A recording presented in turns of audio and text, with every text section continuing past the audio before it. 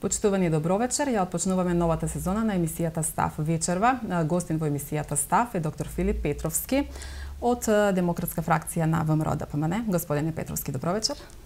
Благодарам за поканата и поздрав до Кумановци, до мојот роден град. Вечерва ќе поразговараме за најактуелното прашање за во моментов, предстојниот референдум, но пред се да кажеме и да објасниме што всушност значи демократска фракција.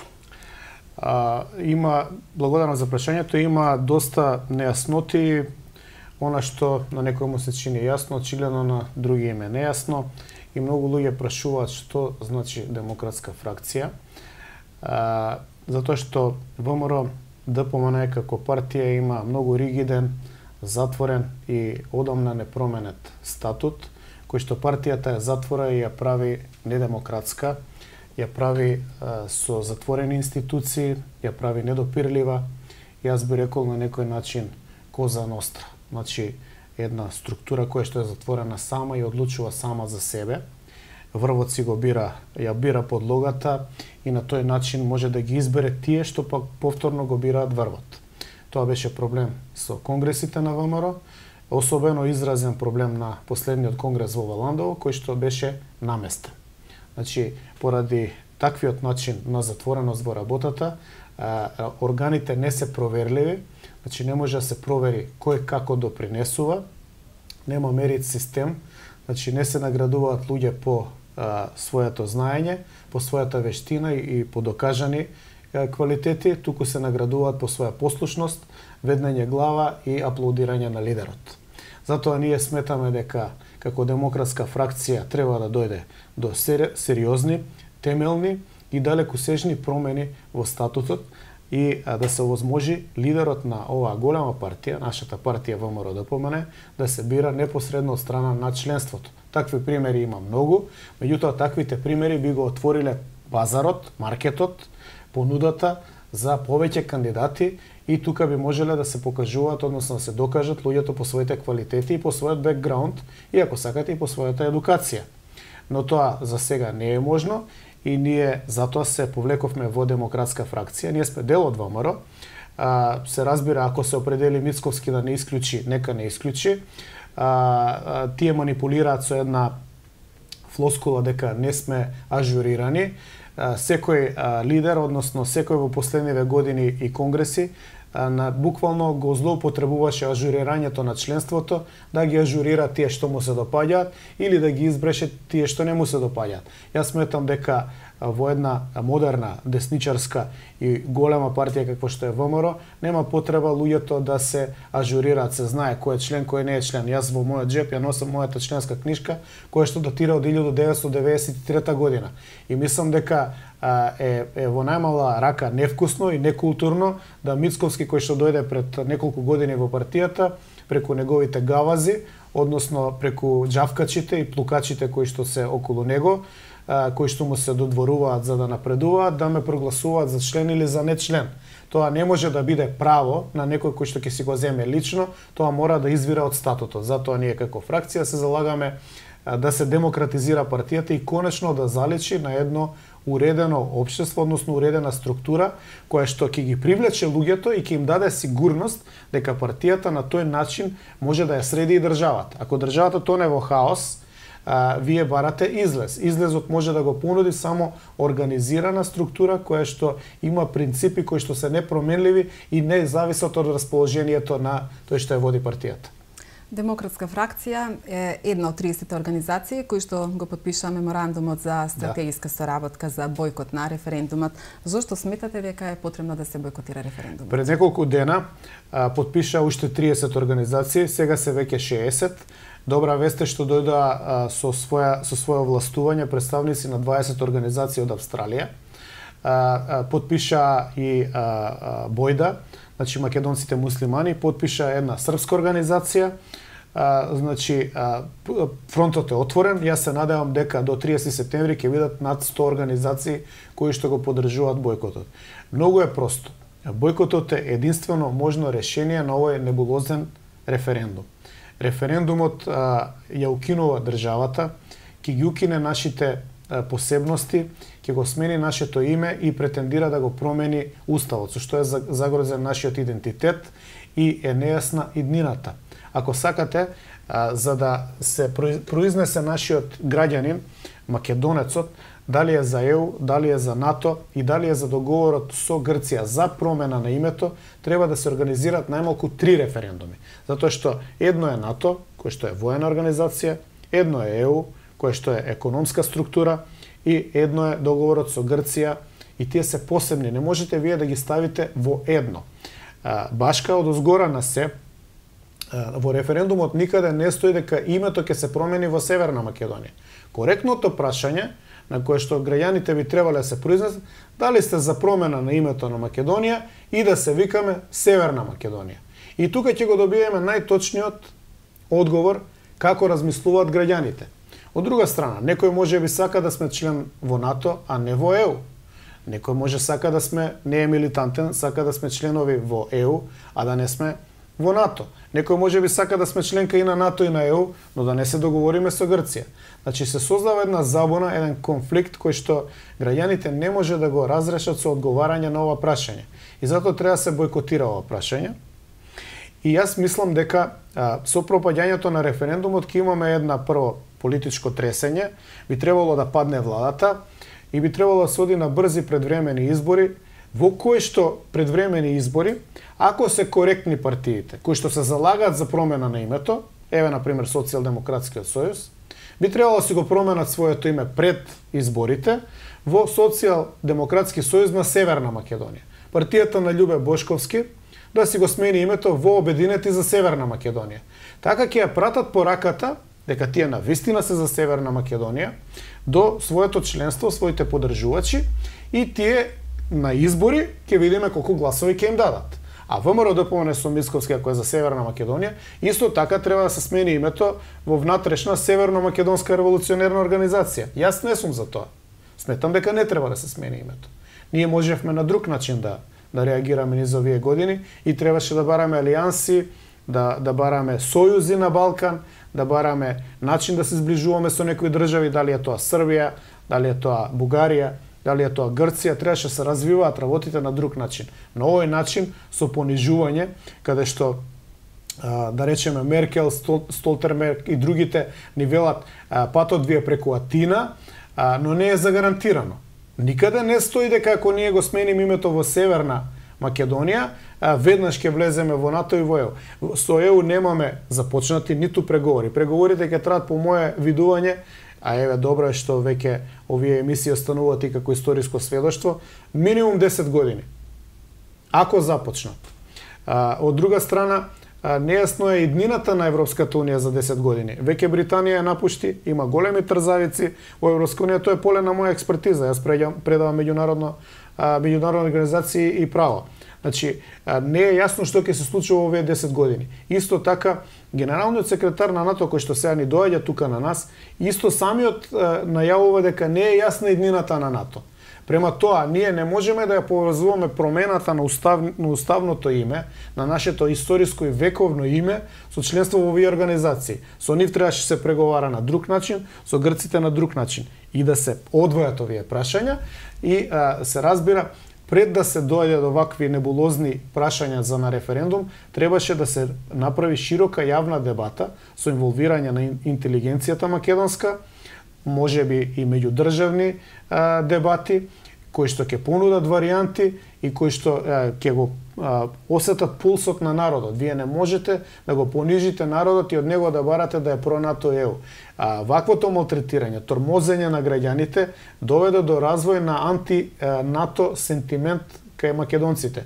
Тој не беше таков пред 10 години, сега е веќе изразено, па мораат да прават лажни овие истражувања на мислењето, да кажуваат дека, не знам, 60% се луѓето и така натаму. Тоа воопшто не е точно. Ако направите издржано и од независна агенција истражување, ќе видите дека не е ни 50% про НАТО поддршката. Така што, наместо да се работи на тоа да се објаснуваат овие феномени и нашите потреби да се градат демократски, ние сакаме на сила да прогураме нешто и нормално е да се јават вакви реакции. Доколку не се почитува сентиментот, мислењето на народот, Тоа ќе доведе до понатамошно цепање, делење на општеството, ќе доведе до групи кои што ќе мислат дека се, нели, победници и поголеми групи кои што ќе мислат дека се поразени. Ќе се направи цепање понатамошно меѓу македонците и албанците. Албанците кои што се представуваат за ексклузивни НАТО партнери во државата ќе бидат триумфално расположени.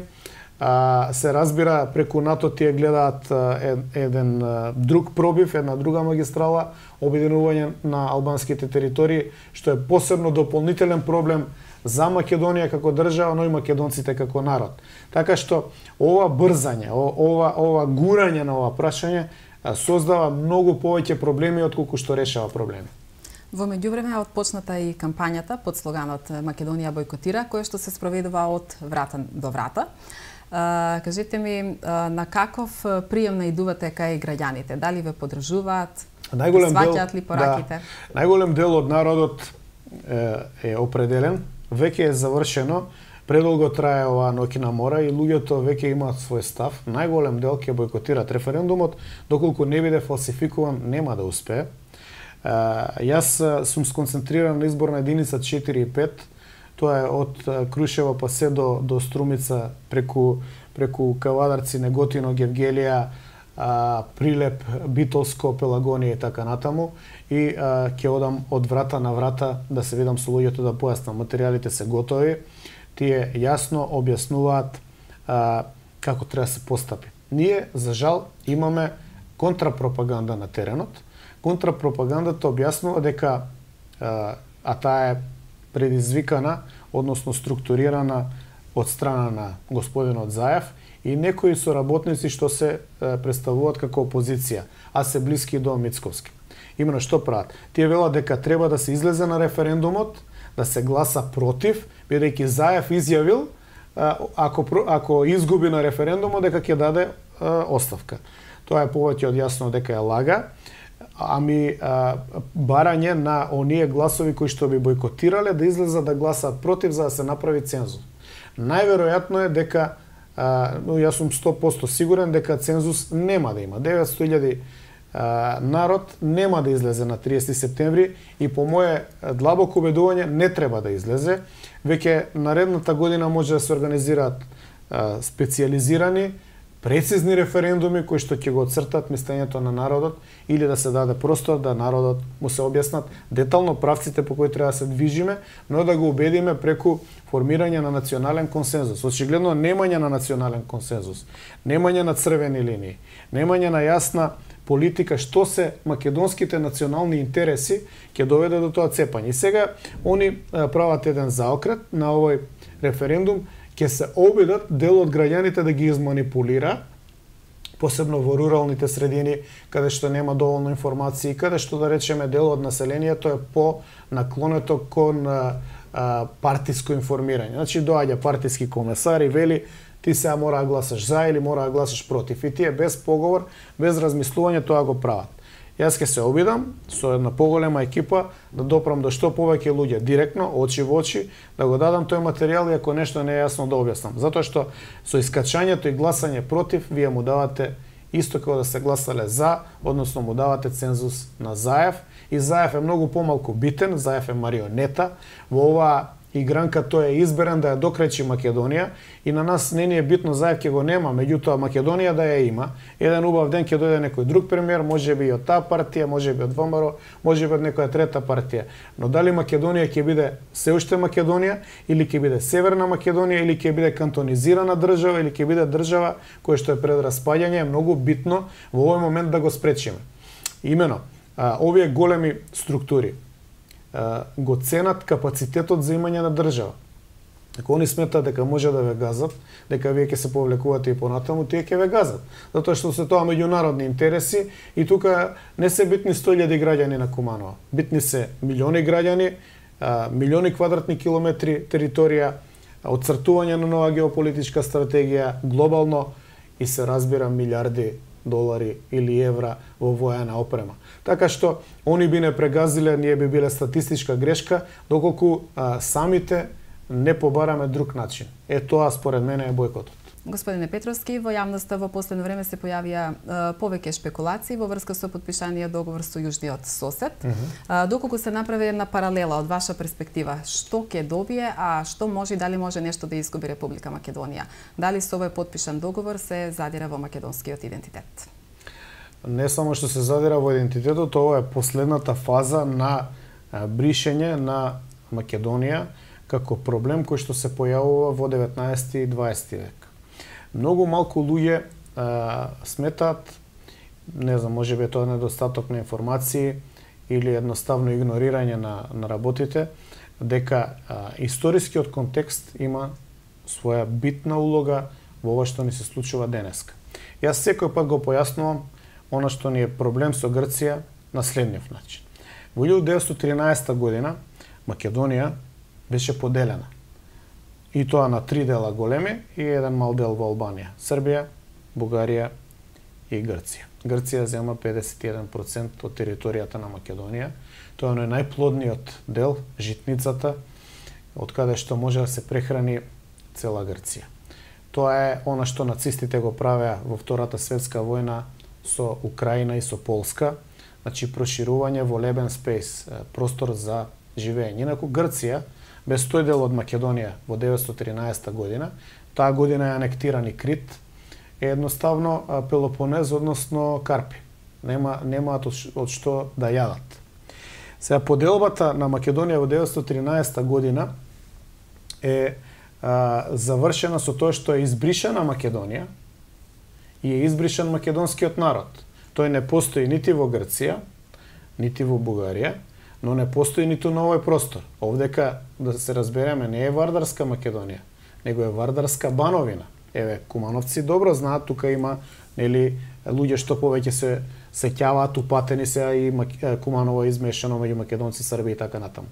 Значи, бришењето на Македонија се смета во 1913 година како решение конечно на македонското прашање, на македонскиот проблем, кој што е коска во грло на политиката кон крајот на 19 век и почеток на 20 век, вклучително и Првата светска војна. И што се случува? Тие сметале дека ќе ги избришат македонците, ќе избришат Македонија и нема веќе да има проблем. Но тој проблем е само привидно затворен. Продолжува да постои ВМРО како историска организација, која што го одржува огнот жив до Втората светска војна. Во Втората светска војна се формира отпор во сите 3 дела на Македонија. Во овој дел партизанските одреди се наречени по имиња на револуционери од Илинденско време, Никола Карев, Гоце Делчев и така натаму. Тоа е едно движење кое што доведува до формирање на модерна Република Македонија. И модерна Република Македонија немало да остане само на овој дел. Тито има договор со Димитров да се врати и Пиринска Македонија, или како дел на репарација, или едноставно на македонците да им се дозволи да се изјаснуваат како македонци. После 45-та во првите години македонците и се изјаснувале слободно и во Бугарија, односно во Пиринскиот дел на Македонија, и ги има во документите, односно во пописите. Исто така македонците долу тргнуваат во граѓанска војна, односно за ослободување на тој дел доле, Егејскиот дел, што е задушено дури во 1948 година со масовен екзодус. Во над 40 држави се расфрлани деца македонци, кои што подоцна се добар дел се вратени во Република Македонија денешна, но дел се загубени, односно се претопени во државите каде што живееле, од Полска па преку Украина, Беларусија, Унгарија и така натаму. Тоа е вториот удар и јас би го изедначил со на некој начин ерменскиот геноцид. Значи, ако за ерменскиот геноцид зборуваме дека после Холокаустот на евреите е еден од најголемите геноциди во историјата на Европа и на човештвото, тогаш веднаш рамо до рамо македонскиот геноцид е тука некаде и треба да се истражува. Меѓутоа има еден проблем за разлика од ерменскиот. За ерменскиот сите зборуваат, а за македонскиот геноцид никој не смее да зборува и не го утврдуваат како факт или сакаат да го избришат. И сега, на кај 90-та година и доаѓаме до договорот сега со Грција, проблемот упорно остануваше. Тие мислеа дека ја поделија Македонија, дека ја уништија, но македонскиот народ и дел од територија во 91 година се вратија под истото име како што беше 913 година. Значи се врати Македонија, се врати македонскиот народ, односно беше признат како постојање. Прво беше во Југославија, нели, а сега се одвои 91. Со самото враќање 91 година се појави проблем за Грција. Имате проблем со имоти, имате проблем со македонци кои што се таму, ако имаат своја матична држава, може да почнат да го развиваат културниот идентитет и да имаат па дури и сецесионистички движења. Вие ако погледнете на YouTube вашата цената публика, да речеме да искуцаат Македонико Мераки во Срч, ќе видите дека македонците во Егејска Македонија ден денеска до вчера, што би се рекло, имаат свој собери, слушаат само македонска музика, имаат свој посебен идентитет. Незатварањето на овие прашања од страна на Грција е секогаш дамоклов меч и опасност за нејзината целина. Посебно што не е само Македонија како проблем. Од едната страна има Турција и поделбата на Кипар, и од другата страна ја има Чамерија, односно северно-западниот дел на Грција, каде што има околу 1 милион албанци. Јас сум имал дуели во Македонија со представниците на албанското малцинство, во кое што тие отворено зборуваат дека една од наредните фази е секако и тој дел во обединувањето на Албанија. Тие не скриено зборуваат за обединувањето на Албанија, кое што е дефинирано во 1998 година во една програма која што е објавена од Албанската академија на науки. Што значи дека грците се свесни на тоа. Они сакаат да го затворат ова за да си го обезбедат својот интегритет. Во иднина Грција нема да се соочува само со македонскиот проблем. Тие го имаат албанскиот проблем, имаат проблем со турците. Се разбира, сметаат дека сме ние најслабата алка, дека нас може најлесно да не скршат и затоа притискаат најсилно. Ако успеат оваа фаза да ја завршат, верувајте ми, Трага ќе остане од емисијата, наредното ќе биде справување со албанците или албанците ќе се справуваат со нив. Но албанците сега во моментов работат нели на Косово, евентуално ако може да ја кантонизираат Македонија и на делови од Црна Гора. Се е ова дефинирано во документ. Тие работат во документ кој што им ги има дадено идеолошките карактеристики, правци, магистрали кои што треба да делуваат и се разбира и дури во својата химната на Албанија е зацртано дека тоа се тие правци по кои што ќе делуваат. Така што Македонија се наоѓа во една сосема лоша позиција. Позицијата е во која што сме ставена е од недостаток на разбирање на овие карактеристики што ви ги зборувам. Никој не ја базира својата дневна политика, по најмалку Грција, на расположението на политичките елити во Атина, како што денеска им текнало или се договориле. Длабоките корени се 913 пред 913 1878 година и така натаму. И сега, ако они го формираат во континуитет своето агресивно однесување према Македонија, од оваа страна никој пат не наидува на соодветен одговор, дека барем се разбираат процесите зашто тоа се прави и да се бара поинаков пристап. Во спротивно, дојдовме на ова дередже, значи нашите елити од желба да се додворат на странските фактори, прифаќаат се, дури не убедуваат, овие активистите на Заев зборуваат од врата на врата, никогаш дека немало Македонија. Значи, сега ќе сме го сменели името од Фиром во Северна Македонија, ќе сме станеле сега Македонија. Јас сакам да го оспорам тоа.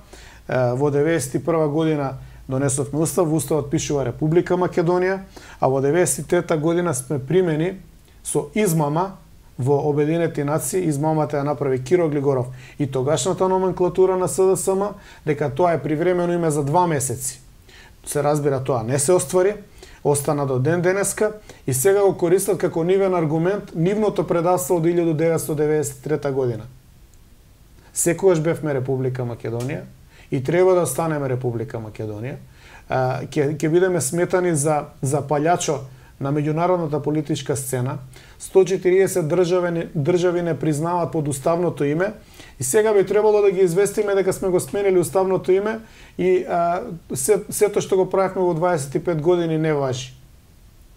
Затоа мислам дека единствена можност ни е пропаста на референдумот, расчистување на политичкиот хаос, расчистување со корумпираните политички елити и на лево и на десно и едно народно собрание, народот да избере своји првенци кои што овие работи на друг начин ќе ги постават. Колку и да боли. Нема држава без болка и без мака. До сега повеќе универзитетски професори, но и ВМРО ДПМН предлага владата на Република Македонија да побара мислење од Венецијанската комисија за амандманите на Уставот на Република Македонија, што ќе произлезат од договорот пред нели да ги достави до собранието. Кој е вашиот став во однос на овој предлог? Јас ви кажав, ова собрание на мене ми делува како политички циркус. Менуваат страни пратеници, се зборува за подкупени пратеници, имаме притворени пратеници, имаме пратеници под кривични пријави. Ова е се, само не правилен, чист политички репрезент на мислењето на народот. Собранието е некомплетно. Јас ќе ве предизвикам да кажете 20 до 30 имења на пратеници и верувам дека гледачите нека се замислат, нека кажат 30 имења од овие 120. Никој ниту ги знае пратениците, тоа се политички анонимуси, корумпирани луѓе, неедуцирани луѓе, прибрани по партиските ходници како послушници, можеби со подпишани меници за послушност, доколку откажат послушност, да им бидат активирани мениците и да им се одземе имотот, кривични пријави, повторувам, притворени пратеници. Ова е се, само собрание не, а треба да одлучи за иднината на мојот син или на наредните генерации после него. Јас велам не, тоа собрание да си даде оставка комплетно. Тоа можеше да го предизвика ВМРО ДПМН.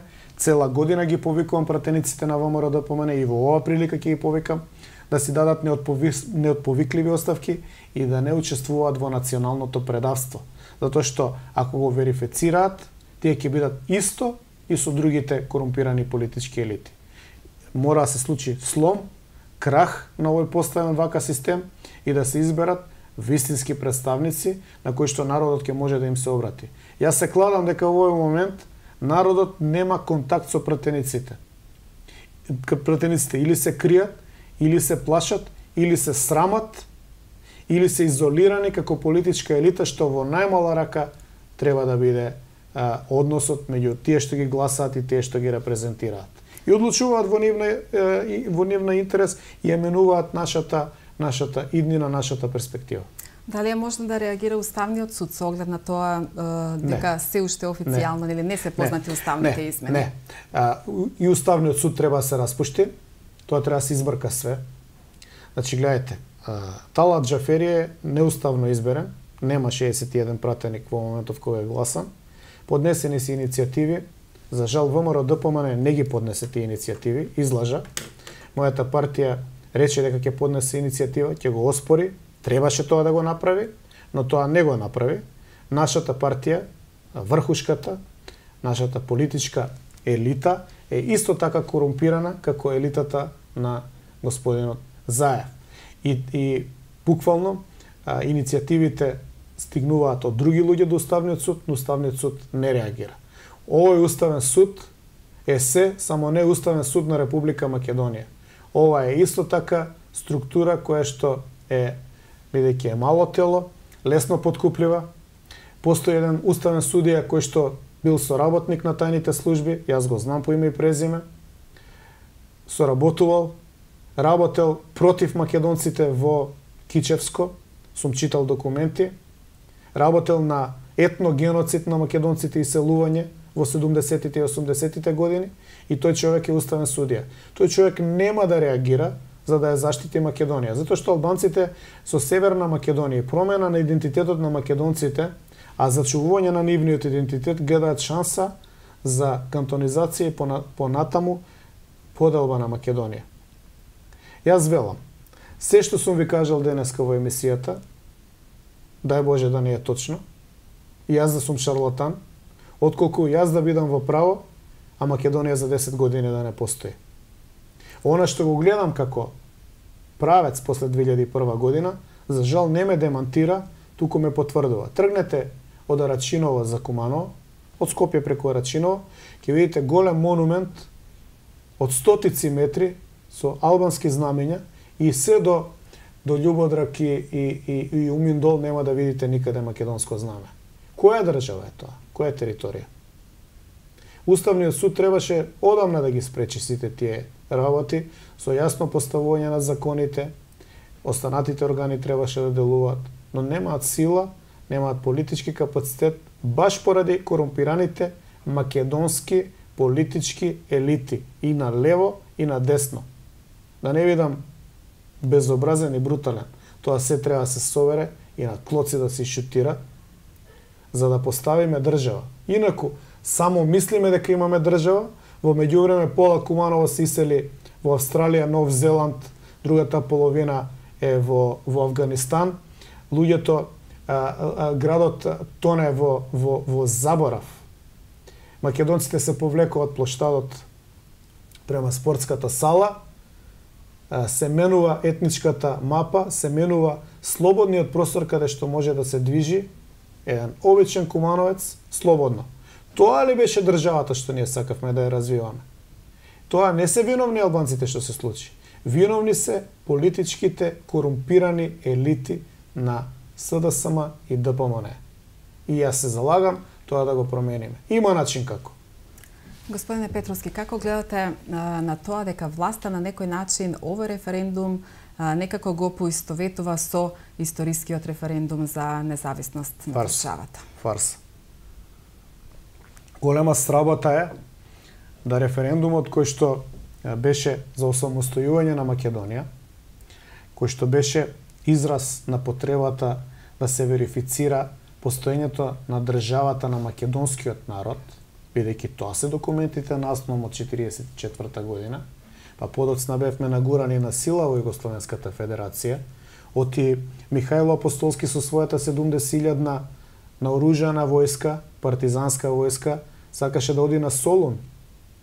Тоа се факти. Никој не сакаше да оди на Срем.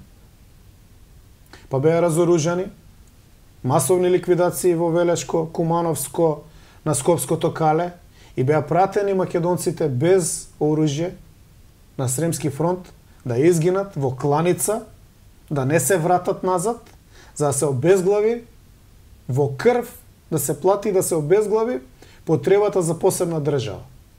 Вие имате ден денеска во Панчевско, во Панчево, во околина на Панчево, чисти македонски села. Од каде се тие села? Тоа се тие партизани кои што не им е дозволено да се вратат, биле интернирани на Срем. И сега нашиот народ продолжи да се развива, беше сузбивано македонското, беше развивано југословенското по идеолошка линија, но не беше уништено. И тоа кулминацијата доживеа во 1991 година. И се постави македонска држава. Сетете се само која беше славјето. И сега вие да го споредувате ова предавство, национално предавство, урнисување на државата, со тоа за мене е неприфатливо. Пред да биде потпишан договорот со Грција за името Република Северна Македонија, експресно пред тоа прострои и еден предлог Илинденска Македонија. Кој е вашиот став во врска со ова име? Тоа беше штих проба да се види како ќе се реагира и еден од бисерите на Никола Димитров. Никола Димитров е тоа што е, човек на платен список на странски држави, странски тајни служби и работи против интересите на македонскиот народ. Тој ќе биде обележан, забележан, запишан во македонската историја како еден од најголемите предавници, рамо до рамо со Коте од Рулја. Господине Петровски, според вас, кои би биле придобивките од влезот на Македонија во двете меѓународни организации, НАТО и ЕУ?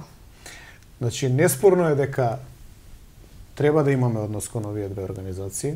Според мене, побитно е да влеземе во Европска унија. Ни треба отворен пазар, ни треба простор за движење. Ние сме дел од Европа, не сме на некој друг континент.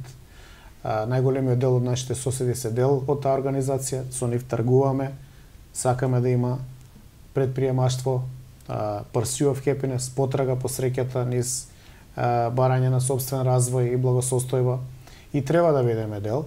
Иако Европа како политичка унија е во опасност. Британија излезе и најверојатно уште некои држави ќе го следат тој пример. Го имате и проблемот со Каталонија и Баскија во Шпанија и така натаму и така натаму.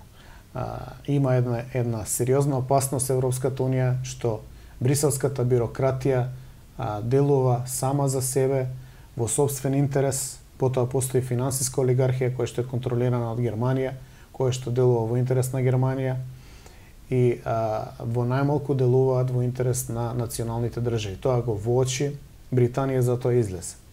Ќе видиме, ми се чини дека Полска, Унгарија и да не излезат, ќе се сконцентрираат на асиметричен пристап кон Европската унија. И гледате дека не ги прифаќаат емигрантите, се противат, ја држат цврстата национална линија, а во се поголем дел во тие држави успеваат, односно добиваат на сила екстремните десничарски организации кои што меѓу другото се залагаат и за напуштање на Европска унија. Во Германија партијата која што се залага, екстремно десничарската партија, од пред неколку дена е на второ место со 17% на популарност, а таа се залага за напуштање на Европската унија. Така што раснат, се засилуваат дезинтегративните процеси. Во ред е ние да сакаме да бидеме дел и треба да бидеме дел, но треба да ги знаеме опасностите и треба да имаме резервна варијанта. Треба да знаеме што значи Евроазија, треба да знаеме што значи регионална соработка, што значи за нас една Србија во 10 години од сега, што значи за нас една Бугарија, па ако сакате една Грција во економски параметри. Што ќе развиваме? Ќе развиваме патишта ли, железница ли, како ќе се зголемува размената, ќе инвестираме ли таму, ќе правиме ли размена на инвестиции и така натаму. Ние немаме одговор на ништо. Нашата Академија на науки и уметности е политичка конјуктура, политички папагал на левицата. Не ни даде одговор во овие 30 години на ниедно стратешко прашање. Молчат за сите овие работи. Молчат и за промената на името. Значи, треба да знаеме што сакаме фундирано на научни принципи, на истражување на бројки. И мислам дека може да одговориме позитивно за Европска унија. За НАТО исто така би требало да направиме сериозен пристап. Имаме ли армија? Имаме ли пари за таа армија, односно во Македонија? Имаме ли пари за плаќањето на контрибуциите во НАТО? Имаме ли људство? Дали имаме луѓе кои што се спремни да гинат под туѓо знаме? Сакаме ли да бидеме агресори, не знам, во Авганистан, Ирак, Либија, Сомалија, не знам кај ќе се ангажира НАТО во еднина? Значи, треба да дадеме одговори на граѓанството, на македонците, на кумановци, дали го сакаме ние тоа. И треба да се направи едно длабоко истражување каков е односот и сентиментот од нашиот народ кон тоа. Велат, ако сме дел од НАТО, ќе ни била сигурна безбедност. Па еве, Албанија, Грција и Бугарија се дел од НАТО. Зарем НАТО ќе не нападне нас? Со Србија имаме традиционално блиски односи. Народот е измешан, тоа се историски факти, не може да се бега од тоа. И не треба да се бега од тоа, и треба да се користи како предност, не како проблем. Значи, кој ќе не нападне нас? Па ние можеме да се договориме со НАТО. Не ве дираме, не дирајте. Или прифатете не како Македонија. Прифатете не како равноправен партнер. Што ќе бидеме ние? Земја од втор ранг. Од второ ниво. А што ќе биде ако, еве јас слушам оваа варијанта. Се смени името во Република Северна Македонија и се удоволи на Грција и добиваме покана за НАТО. Знаете дека постои можност Турција да стави вето на приемот на Република Северна Македонија во алијансата, бидејќи ја признава Република Македонија? И што ќе бидеме ние? Монета за подкусурување? Држава за вечен подсмев? Ако ние самите не се почитуваме, верувате, ни Турција, ни Грција, ни никој друг нема да не почитува. Така што време е за отрезнување и сума сумарум од овој разговор би сакал да биде дека Не ни се проблем нас ни НАТО, ни ЕУ. Ни Меркел не ни е проблем, ни Столтерберг. Ни Путин, ни Трамп. Овде проблем се корумпираните политички елити, кои што толку долго го корумпираат општеството, што корупцијата се спушти до ниво на инкасатор, до ниво на мајстор за водовод, до ниво на поправка на струја, да не кажам до касиерка во дуќанче. Сегде има корупција. Таа корупција е огледало, се пресликува. Овој горе крадал, овој бил си делал сам тендери, сега ќе видам ја на мој начин како може тоа да го спуштам, па го треба 50 денари или пенкало ќе украдам. И не е проблем дали некој ќе го украде пенкалото. Проблем е што општеството има врз себе рак и ракот го убива општеството. И реакцијата на луѓето е собирам куфери и одам во Австралија, место тука да ја гледа иднината. Тоа би било мојата порака. Да расчистиме со корумпираните политички елити и да побараме народни првенци кои што ќе се борат за народот, а не за себе. Најголемата опозицијска партија ВМРО-ДПМН се уште нема јасен став околу референдумот. Поединци се изјаснија за бојкот на референдум, но има и поединци кои што смета дека гласот против е глас во интерес на Македонија, за Македонија. Како може зошто ВМРО-ДПМН досега, што мислите, нели, зошто досега не излезе со еден јасен став околу ова? Затоа што не сме. Поставувањето на нелегитимен, нелегален начин на господинот Мицковски во Валандово минатата година е дел од пакет. Се разбира и НАТО, и ЕУ, и планерите, и стратезите на поставувањето на Заев минатата година за премиер и Талјат Џафери за председател на собранието, мора да го изработат пакетот, да ги нагураат сите овие политички корумпирани елити во исто кјоше, за да може лесно да ги манипулираат и за да може да добијат потврден одговор, односно климање со главата на реализацијата на планови. Тоа се големи планови, овие не се планови кои што се смислени денеска, вчера, пред една година. Долго време се гураат тие планови. Замислите кој е лобирање од грците да дојде еден генерален секретар на НАТО и да ви каже патот ви е преку Атина. Тоа не се случува за една година, не се случува без пари, не се случува без политички врски, контакти и така натаму. Сега во оваа игра ВМРО-ДПМН имаше обврска да биде бранител на националните интереси и чувар на идентитетот на македонскиот народ. За жал, со превратот во Валандово, тоа е исклучено како можност и затоа партијата молчи, односно членството е гласно, но врхушката молчи и таа нема ниту да се произнесе. Ви имате пред некој ден Мицковски во Кичево вели, ако водам следете ме, и сите браво, лидерот ќе не води негде, и после една реченица вели, ама па кој сум ја да ви кажам како да гласате. Значи, контрадикторни ставови во 3 минути. Од напишани текстови, лошо научени, непрочитани доволно, кои што го покажуваат конфликтот во кој што се наоѓа. Не може да води, сака да води, а забрането му е да каже став. И партијата е импрегнирана, и тоне во корупција, и тоне во одвојување, расцеп од членството на една страна и народот, од друга страна на врхушката, кој што седи во зградата и со ботови по социјални мрежи и со скапо платени кампањи се јача самата себе и се создава виртуелна реалност дека некој стои зад неа. Јас повеќе пати кажа, ВМРО-ДПМН има обврска да ги заштити интересите на македонскиот народ, а нема обврска да биде на власт. Колку сака, нека е волно. Неделава во Македонија доаѓаат високи европски функционери, или генералниот секретар на НАТО, канцеларите на Германија и Австрија.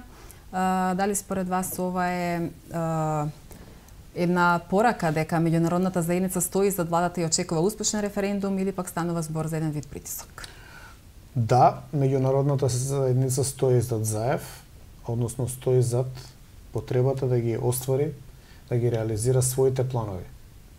Меркел е на залез од својата политичка кариера, а јас Не можам да се сетам да дошла за добро,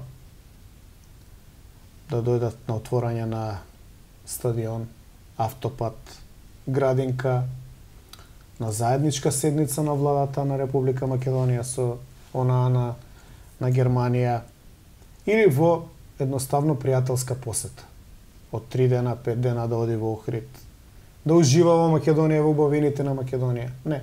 Тие доаѓаат, а на начинот на кој што доаѓаат, јас само би се плашел, доаѓаат да направат притисок, да се остварат нивните планови, а Меркел носи со себе и пакет за 100.000 избеглици за Македонија. Значи не е само промената на името, туку и враќање на радикалните избеглици од Блиски Исток, кои што прават проблеми во Германија, да се вратат во Македонија. Тоа е погубно и може да предизвика во 5 до 10 години промена на етничкиот состав, но и на религискиот состав на Република Македонија. Јас би се загрижил. Истото и Курц. Значи, и Курц го има проблемот со избеглиците. Тие во Обланда ќе го завиткаат тоа дека Македонија како Северна ќе готово стана членка и на НАТО и на ЕУ, но ќе не ги нагураат назад избеглиците. Знаете дека се прават кампови низ Македонија. За жал, на овој начин не ни е светла идејата. Денови низ повеќе градови во повеќе градови низ државата се одржуваат трибини насловени излези за Европска Македонија. Таква трибина се одржа и во Куманово, на која министерот за надворешни работи Димитров ги повика граѓаните на Куманово да дадат подршка на референдумот. Како ги коментирате ваквите трибини? Па ги гледам трибините, има по 50-100 пензионери и многу беше индикативно таа една бабичка што рече: на времето била за Тито, сега е за Заев, а нашите деца треба да идат во НАТО.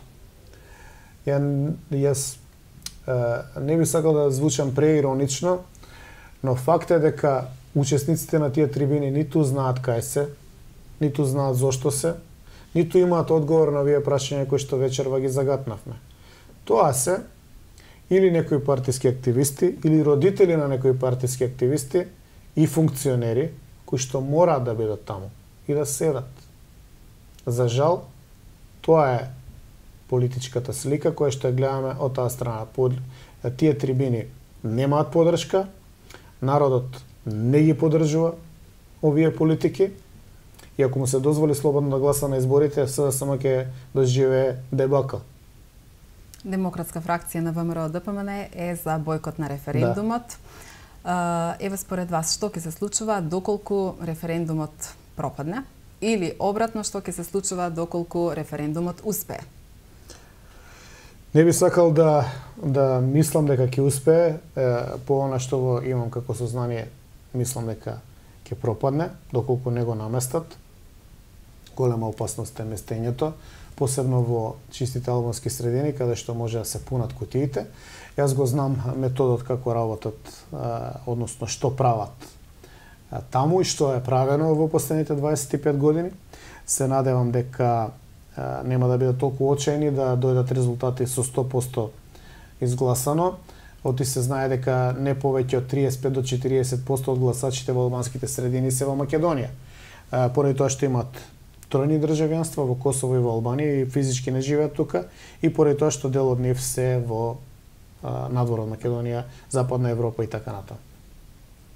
Така што гледам дека не може да успее референдумот. Македонците немаат ни 30% најава дека ќе гласат. И доколку пропадне референдумот, тоа ќе биде шок.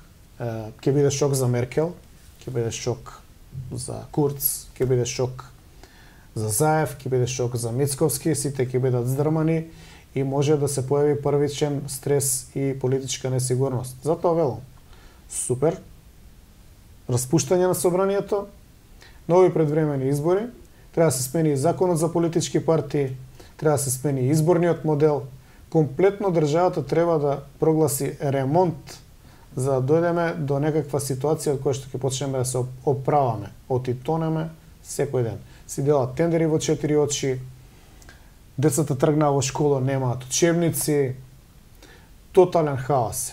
Државата, значи, се сконцентрираа на агендата поради која што ги донесоа на власт, на сила ги донесува на власт. И воопшто не се гледа квалитетот на животот. Никој не се грижи за тоа дали некаде има вода или нема вода, дали некоја улица има дупка или нема дупка, дали децата имаат учебници, квалитетот на здравството да не го спомнувам. И нормално народот бара чара да се иселува. Тоа треба да се спречи. Може да се спречи со богами радикален рез. Доколку успе? Се молам на Бога да не успе. Господине Петровски, пред самиот крај на емисијата, која е она порака која што ќе упатите до граѓаните на Република Македонија?